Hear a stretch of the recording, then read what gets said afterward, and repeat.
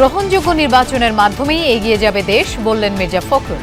ঐক্য বিনষ্ট হলে বিফলে যাবে অভ্যুত্থান, শঙ্কা রাজনীতিবিদদের।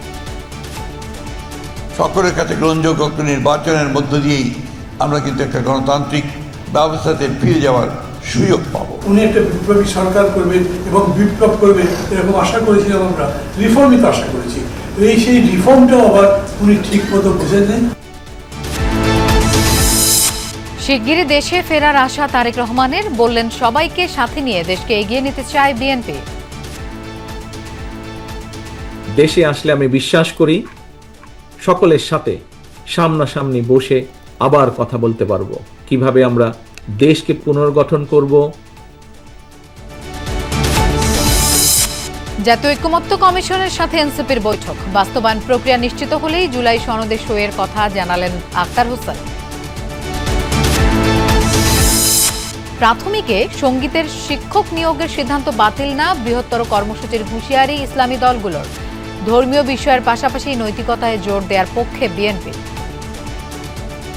মানুষকে যৌনতা শেখাবেন, ইউ হ্যাভ নো রাইট, আপনার কোনো অধিকার নেই। আগামী দিনে আমাদের সবচেয়ে প্রায়োরিটি বেসিস আমাদের কর্মসূচি হতে পারে। ধর্ম ও নৈতিকতা শিক্ষার জন্য প্রাথমিক পর্যায়ে নিয়োগের ব্যবস্থা করব ইনশাআল্লাহ। আদানিকে বাঁচাতে মোদির বিরুদ্ধে গোপনে ৩.৫০০ কোটি রুপি বিনিয়োগের পরিকল্পনা। ওয়াশিংটন পোস্টের রিপোর্টে ভারত জুড়ে সমালোচনা।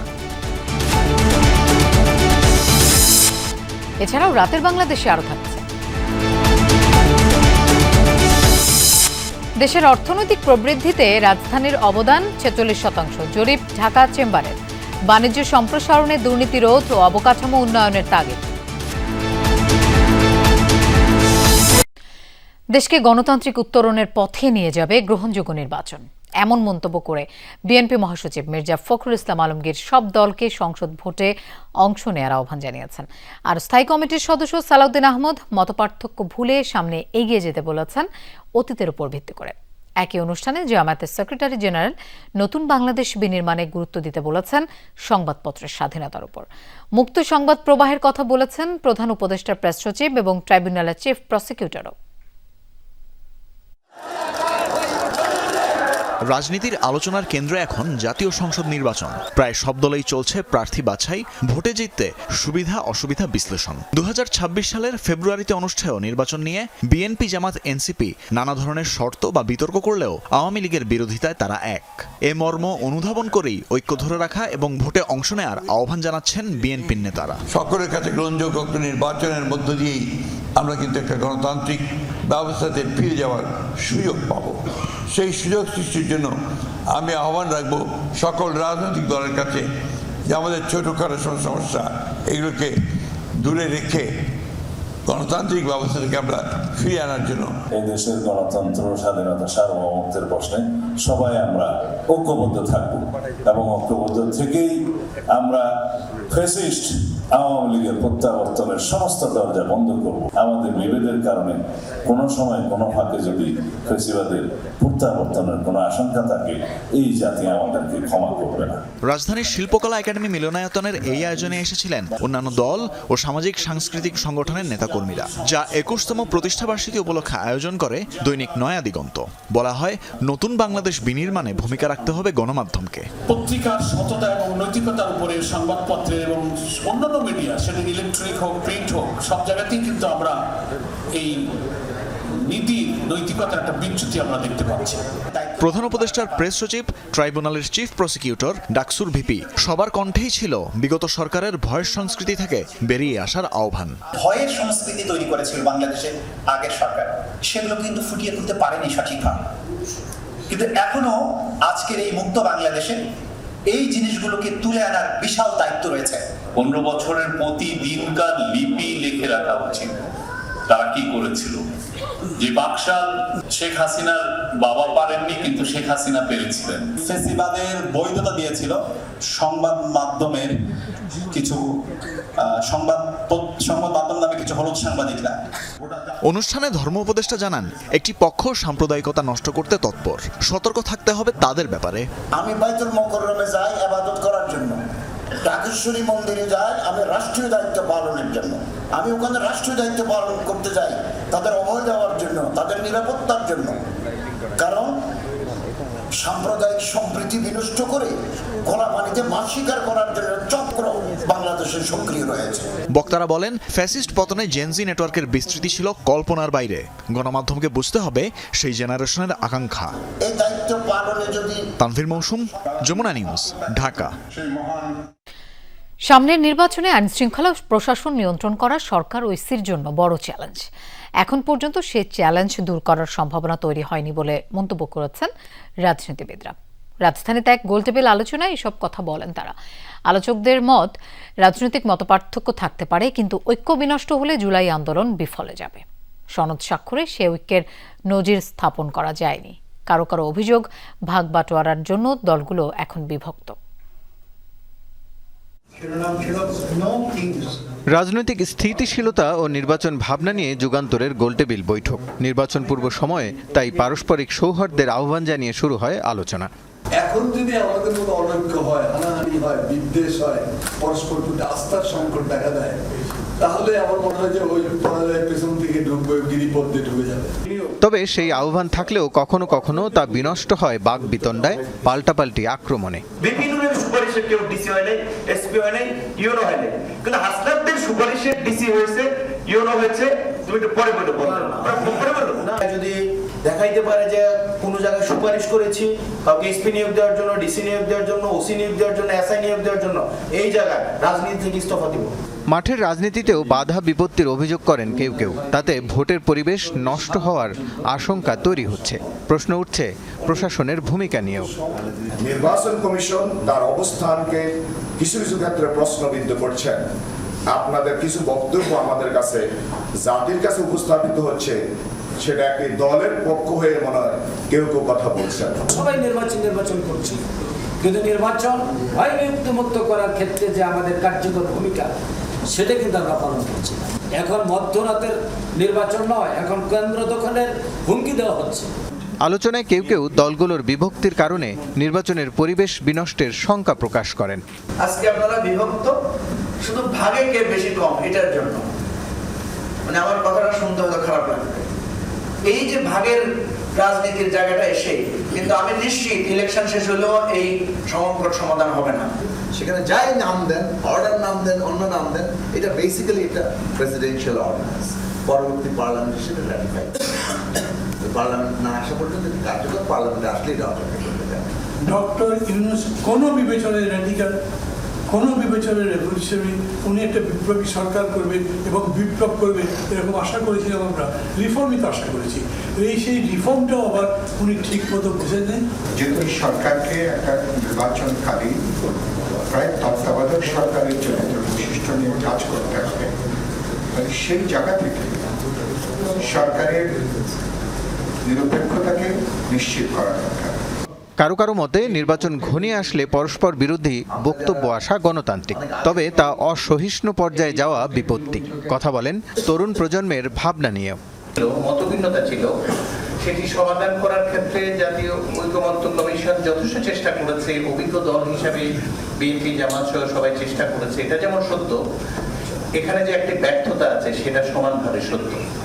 সংস্কার প্রসঙ্গে বিএনপি নেতারা বলেন, শুরু থেকেই বিচার ও সংস্কারের পক্ষে তারা, কিন্তু তড়িঘড়ি করলে সংকট কমবে না, বরং বাড়বে। মূল উদ্দেশ্য ছিল আমরা ন্যূনতম যে এজেন্ডা, সেই ন্যূনতম এজেন্ডাতে আমরা একমত হয়ে আমাদের দেশকে সামনের দিকে এগিয়ে নিয়ে যাবো। দুঃখের বিষয় হলো আমরা কিন্তু সেই ন্যূনতম এজেন্ডা একমত হতে পারিনি। যদি একমত হতাম তাহলে তো এনসিপি নিশ্চয়ই সেই কারণে এই সংকটগুলোকে মোকাবেলা করার জন্য, সমাধান করার জন্য এটা জাতীয় সংসদের নির্বাচনের কোনো বিকল্প নেই। জনগণ যাতে করে স্বাধীনভাবে তাদের ইচ্ছামতো ভোট দিয়ে তাদের প্রতিনিধি নির্বাচন করতে পারে। রাষ্ট্রের স্থিতিশীলতার স্বার্থে রাজনৈতিক কর্মকাণ্ডেও সহিষ্ণুতার আহ্বান জানান বক্তারা। রাসেল আহমেদ, যমুনা নিউজ, ঢাকা। জনগণের ভোটে ক্ষমতায় গেলে শিক্ষাক্ষেত্রে সর্বোচ্চ বরাদ্দ দেবে বিএনপি। এমনটাই জানিয়েছেন দলটির ভারপ্রাপ্ত চেয়ারম্যান তারেক রহমান। এছাড়া বিএনপির ৩১ দফা বাস্তবায়ন সহ সমসাময়িক বিষয়ে খুব দ্রুত সবার সাথে মুখোমুখি কথা বলার প্রত্যাশাও ব্যক্ত করেন তিনি। কিশোরগঞ্জের পাকুন্দিয়ায় মেধাবৃত্তির পুরস্কার বিতরণী অনুষ্ঠানে ভার্চুয়ালি যোগ দিয়ে এসব কথা বলেন তারেক রহমান।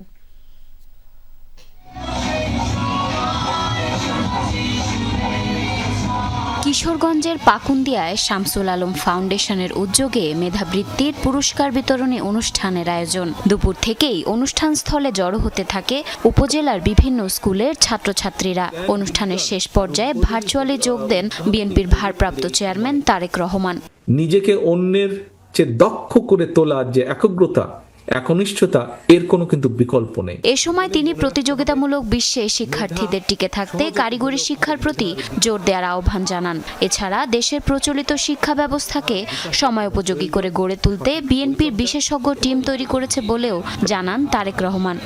নিরাপদ রাষ্ট্র, নিরাপদ ক্যাম্পাস গড়তেই কিন্তু বাংলাদেশ জাতীয়তাবাদী দল বিএনপি ইতিমধ্যেই কিন্তু আমরা জনগণের সামনে ৩১ দফা ঘোষণা করেছি। এর অংশ হিসাবেই কিন্তু দেশের প্রচলিত শিক্ষা কারিকুলামকে সময়ের সাথে তাল মিলিয়ে শিক্ষাবিদদের সমন্বয় একটা বিশেষজ্ঞ টিম আমরা তৈরি করেছি, যারা ইতিমধ্যে অনেক কাজ এগিয়ে নিয়ে গেছেন। বিএনপির ৩১ দফা বাস্তবায়ন সহ সমসাময়িক বিষয়ে খুব দ্রুত সবার সাথে মুখোমুখি কথা বলার প্রত্যাশাও ব্যক্ত করেন তারেক রহমান। জানান কিভাবে রাষ্ট্র মেরামত করে দেশকে এগিয়ে নিয়ে যাওয়া যায় সে বিষয়ে সবার সাথে মিলেই কাজ করবে বিএনপি। দেশে আসলে আমি বিশ্বাস করি সকলের সাথে সামনাসামনি বসে আবার কথা বলতে পারবো, কিভাবে আমরা দেশকে পুনর্গঠন করব, কিভাবে আমরা দেশকে সামনে এগিয়ে নিয়ে যাব, কিভাবে তোমাদের ভবিষ্যৎকে আরো মজবুতভাবে আমরা তৈরি করতে পারবো, আমরা এগুলো নিয়ে আলোচনা করতে পারবো। এর আগে ১৬ আগস্ট পাকুন্দিয়ার ৮৪টি বিদ্যালয়ের 10টি কেন্দ্রে ১০,২১১ জন শিক্ষার্থী মেধাবৃত্তি পরীক্ষায় অংশ নেন। এর মধ্যে ৪০ জনকে 4টি গ্রুপে মেধাবৃত্তি প্রদান করা হয়েছে। জারিন অর্নি, যমুনা নিউজ। জুলাই সনদের আইনি ভিত্তি নিশ্চিত না হওয়া পর্যন্ত লড়াই চালিয়ে যাবে জাতীয় নাগরিক পার্টি এনসিপি, এমনটাই জানিয়েছেন দলটির সদস্য সচিব আখতার হোসেন। তিনি বলেন, জুলাই সনদ বাস্তবায়ন নিশ্চিত হলেই সনদে স্বাক্ষর করবে এনসিপি। শনিবার জাতীয় ঐকমত্য কমিশনের সঙ্গে এক সভা শেষে এসব কথা জানান দলটির সদস্য সচিব আখতার হোসেন। কথা বলেন নির্বাচনী জোট দলের প্রতীক নিয়েও। সকাল 10:30টার মধ্যে জাতীয় সংসদের এলজি হলে শুরু হয় এনসিপির সঙ্গে জাতীয় ঐকমত্য কমিশনের বৈঠক। দলটির পক্ষ থেকে অনানুষ্ঠানিক বলা হলেও এই বৈঠক চলে প্রায় 3 ঘন্টা। পরে কমিশনের কেউ কথা না বললেও গণমাধ্যমে সভার বিষয়ে বিস্তারিত তুলে ধরেন এনসিপির সদস্য সচিব আখতার হোসেন। জানান, মোটা দাগে আলোচনার মূল বিষয় ছিল জুলাই সনদের আইনি ভিত্তি ও বাস্তবায়ন প্রক্রিয়া। বলেন, আইনি ভিত্তি ছাড়া এই সনদ এখন পর্যন্ত কেবলই একটি কাগজে আনুষ্ঠানিকতা মাত্র। সরকার কোনো বিশেষ উপদেষ্টাদের মধ্য থেকে কারো সাথে কোনো দলের সম্পর্কের জায়গা থেকে, সেই ব্যক্তিগত সম্পর্কের জায়গা থেকে তারা কোনো একটা বিষয়কে বাস্তবায়ন করতে চান, যেটাকে আমরা ইনঅ্যাপ্রোপ্রিয়েট মনে করি। এবং একই সাথে এটাও মনে হয়, যদি কোনো দলের কারণে সরকার এই সংশোধনী প্রস্তাবনাগুলো থেকে সরে আসে, তাহলে আমাদের কাছে আবারও প্রতিভাত হবে যে সরকার লন্ডনে যে বৈঠক করেছিল তার ধারাবাহিকতাতেই সেভাবেই তারা ক্ষমতা হস্তান্তর প্রক্রিয়ার দিকে অগ্রসর হচ্ছে। এটা কোনোভাবেই জাতির জন্য কোনো সুস্থ প্রক্রিয়া হতে পারে না। প্রতীক হিসেবে এখনও শাপলাতে অনড় অবস্থানের কথা জানিয়ে আখতার হোসেন বলেন, সনদ বাস্তবায়ন ও পিআর সম্পূর্ণ হলেই জোট নিয়ে ভাববে এনসিপি। কোনো দলের সঙ্গে সুনিশ্চিতভাবে জোটের বিষয় নিয়ে, আসনের বিষয় নিয়ে আমরা কোনো আলোচনা করি নাই, কিন্তু আমরা সকলের জন্য ওপেন রয়েছি। আমরা মনে করি যে নির্বাচনী জোট সেটা এক ধরনের বিষয়, আর সনদ বাস্তবায়ন সেটা অন্য ধরনের বিষয়। সনদ বাস্তবায়নকে আমরা নির্বাচনী ভাগাভাগির অংশ হিসেবে আমরা দেখতে প্রস্তুত নই। আমরা মনে করি সনদ বাস্তবায়ন প্রক্রিয়া সম্পূর্ণ হলে পরেই নির্বাচনী জোট, নির্বাচনমুখী যে আসনের ব্যাপারগুলো রয়েছে সেই বিষয়গুলোতে আমরা পরিষ্কার সিদ্ধান্তে উপনীত হতে পারব। তবে জুলাই সনদে এনসিপি স্বাক্ষর না করলে এর বাস্তবায়ন প্রক্রিয়া বা আগামী নির্বাচনে আদৌ কোনো প্রভাব পড়বে কি না সে ব্যাপারে কিছু বলেননি দলটির সদস্য সচিব। যে টেক্সট তৈরি করা হচ্ছে জুলাই সনদ বাস্তবায়নের জন্য, সেটা যেন আমাদের সঙ্গে শেয়ার করা হয়। এবং রিয়াজ রায়হান, যমুনা নিউজ, ঢাকা। আইনি ভিত্তি থাকুক বা না থাকুক, জুলাই সনদের পূর্ণাঙ্গ বাস্তবায়ন করবে বিএনপি। পাশাপাশি তারেক রহমান ঘোষিত ৩১ দফাও বাস্তবায়নের অঙ্গীকার দলটির নেতাদের। জাতীয় প্রেস ক্লাবে এক অনুষ্ঠানে বিএনপির স্থায়ী কমিটির সদস্য আমির খসরু মাহমুদ চৌধুরী বলেন, বর্তমান সরকারকে দ্রুতই তত্ত্বাবধায়ক সরকারের ভূমিকায় চলে যেতে হবে। আইনের মধ্যে থেকে তত্ত্বাবধায়ক সরকারের উপর ন্যস্ত দায়িত্ব পালন করা উচিত। ঢাকা রিপোর্টার্স ইউনিটিতে আরেক অনুষ্ঠানে স্থায়ী কমিটির আরেক সদস্য হাফিজ উদ্দিন আহমদ বলেন, আরপিও সংশোধনের জন্য নির্বাচন কমিশনকে অনুরোধ জানাবে বিএনপি। বলেন, অতীতের সব নির্বাচনের মতোই ধানের শেষ প্রতীকে জোটের শরিক দলগুলো ভোট করবে। পিআর নিয়ে জামায়াত যা বলছে তা অবাস্তব বলে মন্তব্য করে তিনি বলেন, ২-১ উপদেষ্টার কার্যক্রমে হতাশ বিএনপি। এতদিন শেরাটন কিংবা সোনারগাঁর খাবার খেয়ে খেয়ে বিভিন্ন রাজনৈতিক দলের নেতৃবৃন্দ যে কত অবাস্তব পরিকল্পনা দিয়েছে এটি দেখে আমরা অবাক হয়েছি। এই পিআর একটা জিনিস, এটা তো জামাত ইসলামী কোনোদিন বলে নাই। ইন্টেরিয়াম সরকারকে তত্ত্বাবধায়কের আদলে দেশ পরিচালিত করতে হবে। এখন থেকে 4 মাস বাকি আছে নির্বাচনের, যতটুকু সই করেছে সেটা তো বাস্তবায়ন অবশ্যই হবে। সেটাকে আপনি লিগ্যাল শেপ দেন আর না দেন, আমাদের পক্ষ থেকে যখন আমরা সই করেছি আমাদের কমিটমেন্ট আমরা কিন্তু পালন করব এবং তার বাইরে ৩১ দফা পালন করব। ক্ষমতায় গেলে প্রাথমিক পর্যায়ে পদ সৃষ্টি করে ধর্মীয় ও নৈতিকতা বিষয়ক শিক্ষক নিয়োগ দেওয়ার প্রতিশ্রুতি দিয়েছেন বিএনপি নেতারা। তবে ইসলাম সমর্থন করে না এমন কিছু সিলেবাসে রাখার বিপক্ষে জামায়াত সহ ইসলামী দলগুলো। প্রাথমিক স্কুলে সঙ্গীতের শিক্ষক নিয়োগের সিদ্ধান্ত বাতিল না হলে বৃহত্তর কর্মসূচিতে যাওয়ারও হুঁশিয়ারি দেন তারা। অন্তর্বর্তী সরকার দেশের প্রাথমিক বিদ্যালয়ে সঙ্গীতের শিক্ষক নিয়োগের সিদ্ধান্ত নিলে এর বিরোধিতা করে আন্দোলনের নামে ধর্মভিত্তিক কয়েকটি রাজনৈতিক দল তারা সঙ্গীতের পরিবর্তে ধর্মীয় শিক্ষক নিয়োগের দাবি জানায়। গঠন করে জাতীয় মূল্যবোধ সংরক্ষণ পরিষদ, যাদের আয়োজনে ওসমানী স্মৃতি মিলনায়তনে এই জাতীয় সেমিনার। অনুষ্ঠানে যোগ দিয়ে ফ্যাসিবাদ বিরোধী রাজনৈতিক দলের নেতারা বলেন, ইসলাম সমর্থন করে না এমন কোনো কিছুই রাখা যাবে না শিশুদের সিলেবাসে। রেইনবো বলবেন, প্লুরালিজম বলবেন, ট্রান্সজেন্ডার বলবেন, এই সমস্ত শব্দের মারপ্যাচের আড়ালে মানুষকে যৌনতা শেখাবেন, সমকামিতা শেখাবেন, এই শিক্ষা দিয়ে ফাউন্ডেশনকে আপনি নষ্ট করবেন। ইউ হ্যাভ নো রাইট, আপনার কোনো অধিকার নেই। গান বাজনার শিক্ষা দিলে অপরাধ সমাজে বাড়তেই থাকবে। নাচ গানের শিক্ষকের সিদ্ধান্ত প্রত্যাহার করতে হবে, বাতিল করতে হবে। ইসলাম এবং মূল্যবোধ রক্ষা করার জন্য যা করতে হয় আমরা সেটাই করব এবং সেটা আগামী দিনে আমাদের সবচেয়ে প্রায়োরিটি বেসিস আমাদের কর্মসূচি হতে পারে। যে শিক্ষা ব্যবস্থা আমার কালচারের সাথে ইনঅ্যাপ্রোপ্রিয়েট, আমার কালচারকে যদি ধারণ না করতে পারে, আমার সংস্কৃতিকে যদি ধারণ না করতে পারে, আমরা সেই শিক্ষা ব্যবস্থা বাংলাদেশে আমরা ইন্ট্রোডিউস করতে পারবো না। সঙ্গীত শিক্ষক নিয়োগের পক্ষে বা বিপক্ষে কোনো মতামত জানাননি অনুষ্ঠানে যোগ দেয়া বিএনপির স্থায়ী কমিটির সদস্য সালাউদ্দিন আহমদ। তবে আশ্বাস দিয়েছেন ধর্মীয় বিষয়ের পাশাপাশি নৈতিকতা বিষয়ক শিক্ষক নিয়োগের। জনগণ দায়িত্ব দেয়, তবে আমরা বাংলাদেশের শতকরা ৯০% মুসলমানের দেশে ধর্ম ও নৈতিকতা শিক্ষার জন্য প্রাথমিক পর্যায়ে পদ সৃজন করে সেখানে নিয়োগের ব্যবস্থা করব ইনশাআল্লাহ। গণতান্ত্রিক সকল শক্তি ঐক্যবদ্ধ থাকলে পতিত স্বৈরাচারের কোনো উৎপাত বা উৎপত্তি থাকবে না বলেও মন্তব্য করেন সালাউদ্দিন আহমদ। ঐক্য থাকে সেই প্রার্থনা আমরা করি। আরিফিন শাকিল, যমুনা নিউজ, ঢাকা। শাহজালাল বিমানবন্দরের কার্গো ভিলেজে আগুনের কারণ অনুসন্ধানে আসবেন বিদেশি বিশেষজ্ঞরা। তাছাড়া সার্বিক নিরাপত্তা ও সুরক্ষার বিষয়ে কোনো ঘাটতি আছে কিনা তাও খতিয়ে দেখবেন তারা।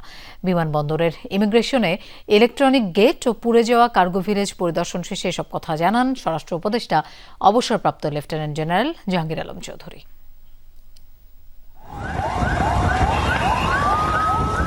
দেশের অতি স্পর্শকাতর জোনের একটি বিমানবন্দর, সেখানে আগুন লাগার পর তা কিভাবে দ্রুত ছড়িয়ে পড়ল পুরো কার্গো ভিলেজে, সেটা নিয়ে চলছে নানা বিশ্লেষণ। আগুনের প্রথম ধোঁয়া দেখা যায় উত্তর পাশের কার্গো ভিলেজ লাগোয়া কুরিয়ার শাখার সামনে। সেখান থেকে ঘণ্টাখানেকের মধ্যে তা ছড়িয়ে পড়ে পাশের আমদানি কার্গো কমপ্লেক্সে। আমাদের যদি ঢুকতে দিত তার 10 থেকে 15 মিনিটের ভিতরে আমরা 10-15 মিনিট লাগবে না, 5-10 মিনিটের ভিতরে আমরা ওটা লিভিট পারতাম। শুরুতে আগুন নেভাতে আসে বিমানবন্দরে থাকা স্ট্যান্ডবাই ফায়ার ফাইটাররা। তারা আগুন নিয়ন্ত্রণে ব্যর্থ হলে বাইরে থেকে কয়েক ধাপে আসে আরও 37টি ইউনিট। ছিল সেনা, নৌ ও বিমান বাহিনীর ঘাঁটি থেকে আসা আরও কয়েকটি দল।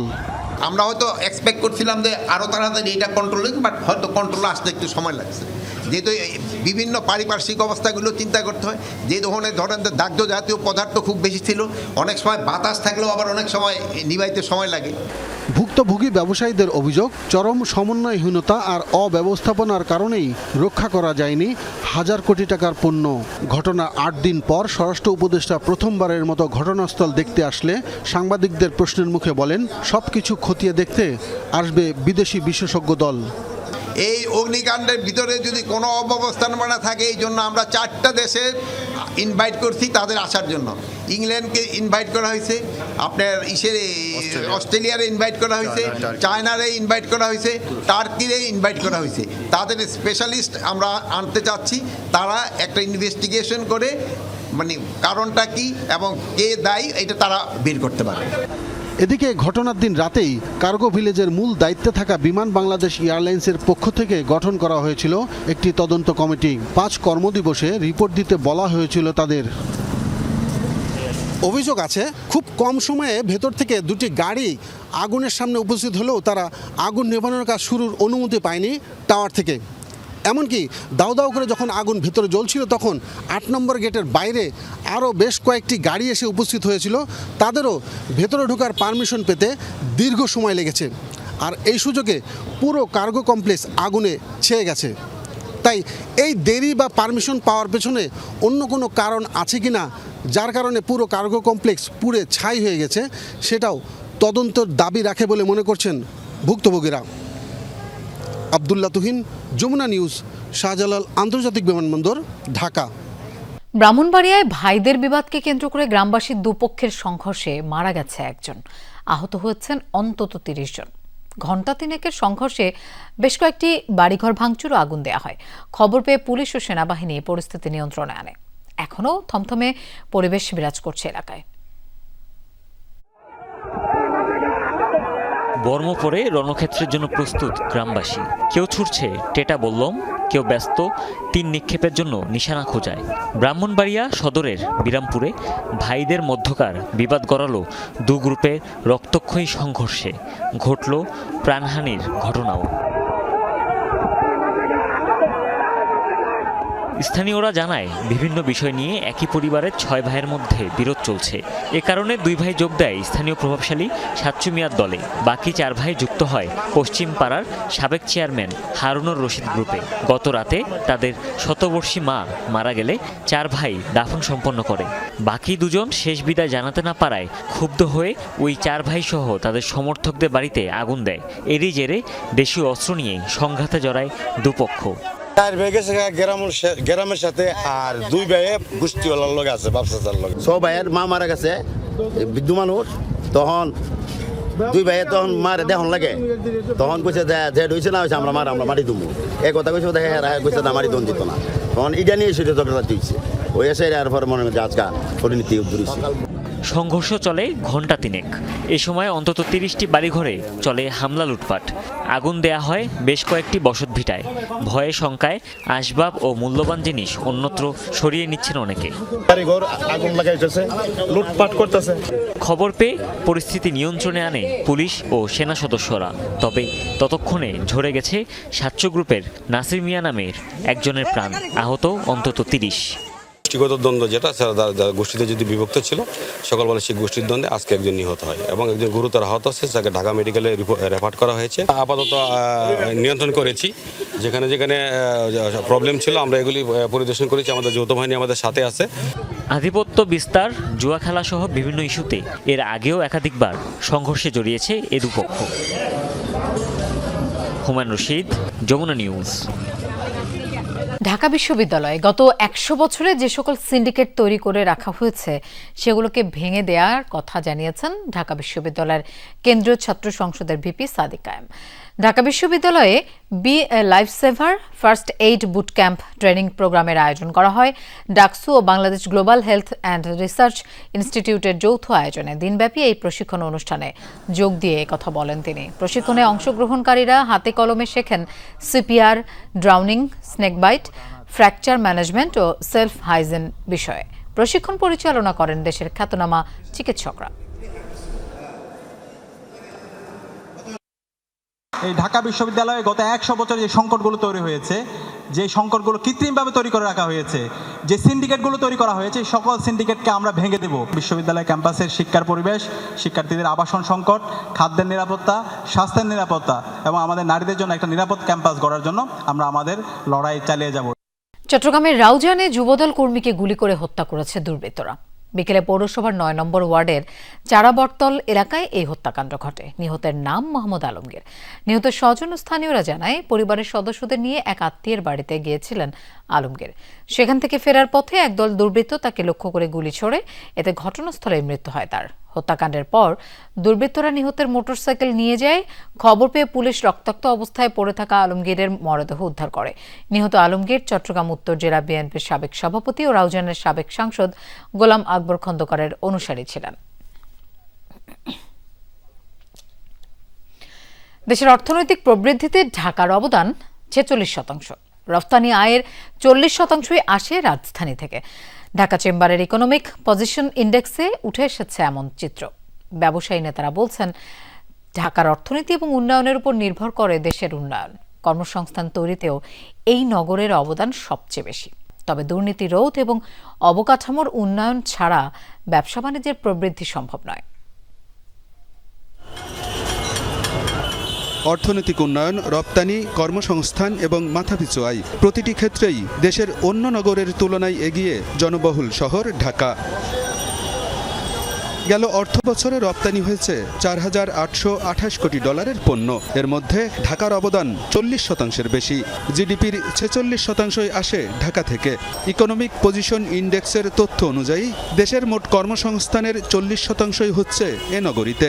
এছাড়া মোট জনসংখ্যার 11%-এর বেশি বাস করে এ শহরে। এখানে মানুষের মাথাপিছু আয় 5,163 ডলার, যা দেশের মানুষের গড় মাথাপিছু আয়ের প্রায় দ্বিগুণ। লো ইন্টারেস্ট রেটটাকে প্রমোট করার কথা বলা হয়েছে। আমার ইনফ্রাস্ট্রাকচারকে এনহ্যান্স করার কথা এসছে। এক্সপোর্ট ইম্পোর্ট প্রসিডিওরকে আমার সেটাকে সিম্পলিফাই করার সাথে সাথে ব্যুরোক্রেটিক প্রসেস, ব্যুরোক্রেটিক রেটকে কমানোর কথা এসছে। এটি শুধুমাত্র একটি পরিসংখ্যান নির্ভর প্রতিবেদন নয়, বরং এটি একটি কার্যকর নীতি নির্ধারণ সহায়ক হাতিয়ার। তথ্য ও জনমতের ভিত্তিতে তৈরি এ প্রতিবেদন নীতি নির্ধারণে গুরুত্বপূর্ণ ভূমিকা রাখবে। তবে অপ্রচলিত খাত এবং কৃষিকে জরিপে অন্তর্ভুক্ত করার পরামর্শ আলোচকদের। একই সাথে এলডিসি উত্তরণ এবং দ্বিপাক্ষিক বাণিজ্যের প্রভাব নিয়েও কথা বলেন বক্তারা। বাংলাদেশের অর্থনীতি কিন্তু ইনফর্মাল সেক্টরের উপর দাঁড়িয়ে আছে বলতে গেলে। 87 থেকে 85 থেকে 87 এর মধ্যে কিন্তু জিডিপি আসে ইনফর্মাল সেক্টর থেকে। সেটা একটা বিষয় আছে এবং এখানে ইনফর্মাল সেক্টর খুব কম আসছে। প্রাইভেট সেক্টরই কিন্তু বাংলাদেশের গ্রোথের মূল চালিকা শক্তি।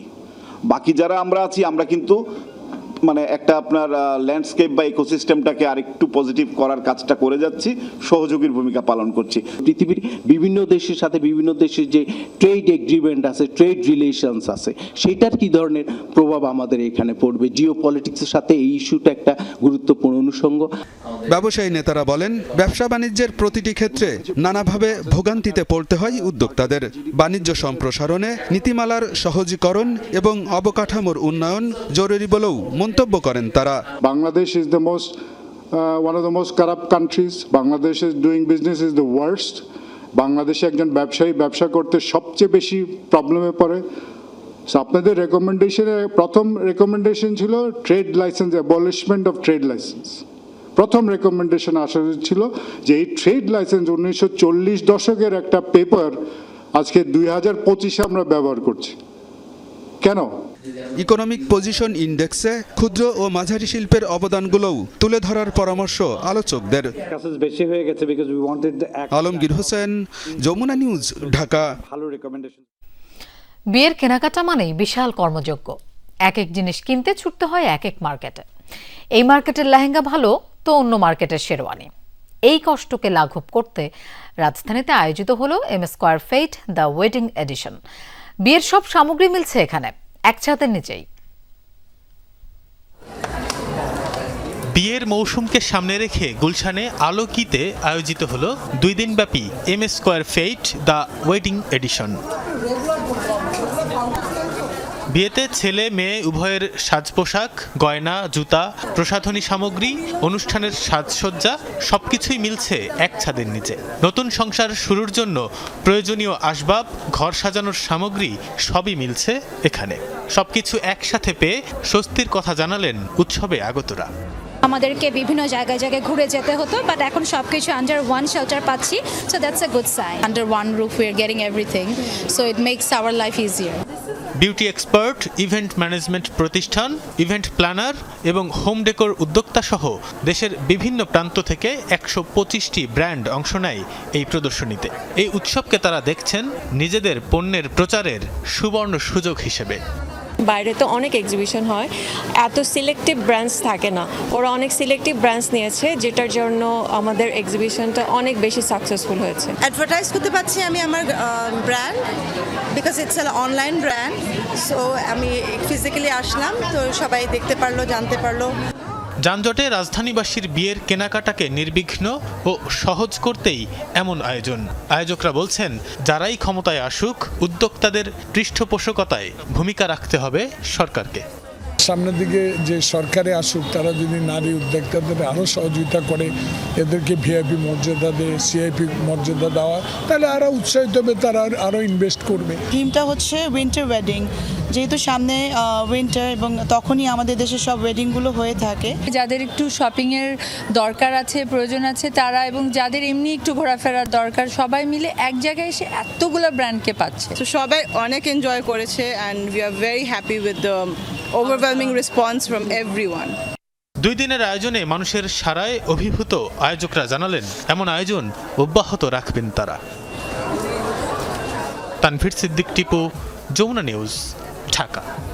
গোপনে আদানি গ্রুপকে বিশেষ সুবিধা দেওয়ার অভিযোগ উঠেছে ভারতের প্রধানমন্ত্রী নরেন্দ্র মোদীর বিরুদ্ধে। প্রতিষ্ঠানটিতে 3,500 কোটি রুপির বেশি বিনিয়োগের পরিকল্পনা করে মোদী সরকার। চলতি বছরের প্রথম দিকে অনিয়ম আর জালিয়াতির জেরে যখন ব্যাপক চাপে পড়েছিল শিল্প প্রতিষ্ঠানটি, ঠিক তখন তাদের রক্ষায় এই পদক্ষেপ নেওয়া হয়, যাতে ব্যবহার করা হয় রাষ্ট্রায়ত্ত বীমা সংস্থা LIC-কে। মার্কিন সংবাদ মাধ্যম ওয়াশিংটন পোস্টের এক এক্সক্লুসিভ প্রতিবেদনে উঠে এসেছে চাঞ্চল্যকর এসব তথ্য। ঘুষ কেলেঙ্কারির জেরে মার্কিন আদালতে মামলা চলছে বিশ্বের অন্যতম শীর্ষ ধনী গৌতম আদানির বিরুদ্ধে। জালিয়াতি ও প্রতারণায় জড়িয়ে পড়ায় ব্যাপক ভাবমূর্তি সংকটে এখন তার মালিকানাধীন শিল্পগোষ্ঠী আদানি গ্রুপ। আদানির ঘনিষ্ঠ জন হিসেবে পরিচিত ভারতের প্রধানমন্ত্রী নরেন্দ্র মোদী এবার বিজেপি সরকারের বিরুদ্ধে আদানি গ্রুপকে বিশেষ সুবিধা দেওয়ার অভিযোগ উঠেছে। মার্কিন সংবাদ মাধ্যম ওয়াশিংটন পোস্ট এক অনুসন্ধানী প্রতিবেদনে দাবি করেছে, ভাবমূর্তি সংকটে ভোগা আদানি গ্রুপকে রক্ষায় গোপনে বিপুল অঙ্কের অর্থ বিনিয়োগের পরিকল্পনা করেছিল মোদী প্রশাসন। প্রতিবেদনে দাবি করা হয়, ঘুষ কেলেঙ্কারির জেরে যখন ইউরোপ ও যুক্তরাষ্ট্রের ব্যাংকগুলো আদানি শিল্পগোষ্ঠীকে নতুন ঋণ দিতে দ্বিধায় ছিল, তখন তাদের পাশে দাঁড়ান নরেন্দ্র মোদী। বিতর্কিত ধনকুবেরের ঋণগ্রস্ত প্রতিষ্ঠানকে বাঁচাতে $3.9 বিলিয়ন অর্থাৎ 3,500 কোটি রুপিরও বেশি বিনিয়োগের পরিকল্পনা করা হয়। ওয়াশিংটন পোস্টের দাবি, তাদের কাছে আসা নথি অনুযায়ী চলতি বছরের মে মাসে ভারতের কেন্দ্রীয় অর্থ মন্ত্রণালয়, আর্থিক পরিষেবা বিভাগ, রাষ্ট্রায়ত্ত বীমা সংস্থা LIC এবং সরকারের থিঙ্ক ট্যাঙ্ক নীতি আয়োগ সমন্বিতভাবে এই বিনিয়োগ কৌশল তৈরি করেছে। মোদী প্রশাসনের গোপন পরিকল্পনার মূল উদ্দেশ্য ছিল আদানি গ্রুপের বিভিন্ন বন্ড ও ইকুইটিতে বিনিয়োগ করা, যার অংশ হিসেবে মে মাসে Adani ports $585 million bond issue করলে তাতে এককভাবে বিনিয়োগ করে LIC। মূলত বিনিয়োগকারীদের আস্থা ফেরাতে নেওয়া হয়েছিল এই পদক্ষেপ। ওয়াশিংটন পোস্টের চাঞ্চল্যকর রিপোর্ট প্রকাশের পর ভারত জুড়ে উঠেছে সমালোচনার ঝড়। জনগণের অর্থ অপব্যবহারের অভিযোগ তুলেছে বিরোধী দল কংগ্রেস। এদিকে মার্কিন গণমাধ্যমের প্রতিবেদনকে মিথ্যা দাবি করে উদ্দেশ্য প্রণোদিত আখ্যা দিয়েছে অভিযুক্ত রাষ্ট্রায়ত্ত বীমা সংস্থা LIC। মোস্তফা মাহমুদ, যমুনা নিউজ। এদিকে ভারতের ইন্দোরে শ্লীলতাহানির শিকার হয়েছেন নারী বিশ্বকাপ খেলতে যাওয়া অস্ট্রেলিয়ার 2 নারী ক্রিকেটার। অভিযোগ উঠেছে এক মোটরসাইকেল আরোহী তাদের অযাচিতভাবে স্পর্শ করেছেন। ভারতের সংবাদ মাধ্যম এনডিটিভি জানিয়েছে, অস্ট্রেলিয়া দল ইন্দোরের রেডিসন ব্লু হোটেলে অবস্থান করছে। ঘটনার পরপরই দুই ক্রিকেটার দলের নিরাপত্তা কর্মীদের কাছে SOS বার্তা পাঠান। বার্তা পেয়েই কর্মকর্তারা ঘটনাস্থলে ছুটে যান। দলের নিরাপত্তা ব্যবস্থাপক ড্যানি সিমন্স বৃহস্পতিবার সন্ধ্যায় ইন্দোরের MIG থানায় অভিযোগ দাখিল করেন। পুলিশ অভিযোগটি FIR হিসেবে গ্রহণ করে অভিযুক্তকে গ্রেফতার করেছে। গ্রেফতার হওয়া ব্যক্তির নাম আকিল খান।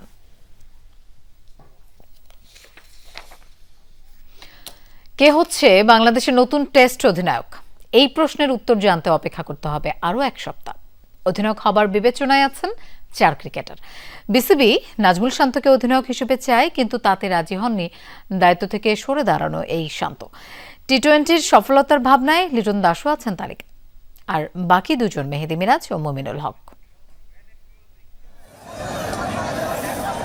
ওয়েস্ট ইন্ডিজকে ওয়ানডে সিরিজ হারানোর পর স্বভাবতই অধিনায়ক মেহেদী হাসান মিরাজের সাথে cricket operations chairman Nazmul Abedin ফাহিমের কথা বলাটা ছিল স্বাভাবিক ব্যাপার। কিন্তু বাংলাদেশের জয়ের দিন মিরপুরে লম্বা সময় ধরে নাজমুল হোসেন শান্তর সাথে কথা বলেছেন বিসিবির এই শীর্ষ কর্মকর্তা। শান্তর ব্যাটিং নিয়ে কথা হয়েছে অধিনায়কত্ব নিয়ে। ওয়ানডের নেতৃত্ব থেকে যেভাবে সরানো হয় শান্তকে, তাতেই এই ক্রিকেটার মন খারাপ করে অভিমানে ছেড়ে দেন টেস্ট অধিনায়কের দায়িত্ব। সবশেষ শ্রীলঙ্কা সিরিজের পর আর টেস্ট খেলেনি বাংলাদেশ। নভেম্বরে আছে আইরিশদের বিপক্ষে ঘরের মাঠে টেস্ট সিরিজ। তাই তো নতুন অধিনায়কের খোঁজে বিসিবি। এখনও বোর্ড এই ফরম্যাটে অধিনায়ক হিসেবে চায় শান্তকে, কিন্তু ভেতরের খবর শান্ত নারাজ দায়িত্ব নিতে। বিসিবি তাই বিকল্প অপশন খুঁজছে। শনিবার বিসিবিতে হয়েছে অলিখিত বোর্ড সভা। অধিকাংশ পরিচালক বসেছিলেন সভাপতি আমিনুল ইসলাম বুলবুলের সাথে। সেখানে কথা হয়েছে অধিনায়ক নিয়ে। শান্ত ছাড়াও বিবেচনায় আছেন আরও 3 জন, যাদের মধ্যে এগিয়ে আছেন টি-20-র অধিনায়ক লিটন দাস। এলকেডির ক্রিকেট মস্তিষ্ক নিয়ে কারো কোনো সংশয় নেই। ওয়ানডে ফরম্যাটে প্রত্যাশিত পারফর্ম করতে না পারলেও টেস্টে ভালোই করছেন এই উইকেটরক্ষক ব্যাটার। টি-20 দলটাকে ভালোভাবে গুছিয়ে নেয়ার পুরস্কার হিসেবে টেস্ট অধিনায়কের ব্যাটনটাও উঠতে পারে লিটনের হাতে। তবে সাম্প্রতিক সময়ে সমালোচনা হলেও মেহেদী হাসান মিরাজও আছেন লিস্টে। ওয়ানডেতে তার বোলিং নিয়ে প্রশ্ন তোলার সুযোগ থাকলেও টেস্টে কিন্তু তা নেই। এই ফরম্যাটে দলের অটো চয়েস মিরাজ। কিন্তু অপ্রত্যাশিত একটি নামও আছে বিসিবির ভাবনাতে, আর তিনি হলেন মুমিনুল হক সৌরভ। ইতিমধ্যেই এক দফায় বাংলাদেশ দলকে এই ফরম্যাটে নেতৃত্ব দেবার অভিজ্ঞতা আছে কক্সবাজারের এই ক্রিকেটারের। তাই তো মুমিনুলের কাঁধে দায়িত্ব দেওয়াটা নিরাপদ চয়েস হতে পারে বিসিবির জন্য। আন্তর্জাতিক সার্কিটে 3 ফরম্যাটের 3 অধিনায়ক তত্ত্বে অতীতেও সাফল্য পায়নি বড় বড় দলগুলো। বর্তমানে কেবল পাকিস্তানে আছে 3 অধিনায়ক। দেশি বিদেশি সংশ্লিষ্টরা বলে 3 অধিনায়ক তত্ত্বে ড্রেসিং রুমে বাড়ে গ্রুপিং, ধরে ফাটল, হয় দ্বন্দ্ব। বাংলাদেশ ক্রিকেট বোর্ড নয়া টেস্ট অধিনায়ক বাছাইয়ের আগে সেই বিষয়টা কি মাথায় রাখছে? না রাখলে অবশ্যই ভাবা উচিত। হাসিনুর রহমান, যমুনা স্পোর্টস, চট্টগ্রাম। দর্শক, এই ছিল রাতের বাংলাদেশের আয়োজন। আর এতক্ষণ সাথে থাকার জন্য ধন্যবাদ সবাইকে। শুভরাত্রি।